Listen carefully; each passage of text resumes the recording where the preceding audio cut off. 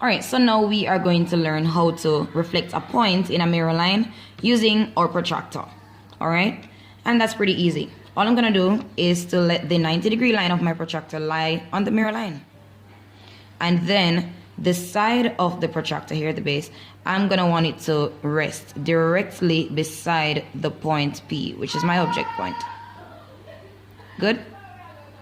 Now, I'm going to draw a line from P directly through the mirror line. Then, of course, as we said before, our object and our image are supposed to be the same distance away from the mirror line. So let's see how far our object is from the mirror line.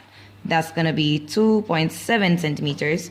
So I now need to measure 2.7 centimeters for my image. And that's going to be P prime. So let's try that again. This is my mirror line. I'm going to rest my 90-degree line on the mirror line. I could even turn it this way. It doesn't matter. As long as my 90-degree line is on my mirror line and the side of my protractor is also directly beside the point. And again, I'm going to draw a line straight through the mirror line, from the object straight through the mirror line, and I'm going to measure. This is going to be 2.7 again, pretty much. So we're going to measure 2.7 centimeters. And that's going to be our point P prime. That's how you reflect a point in a mirror line using a protractor.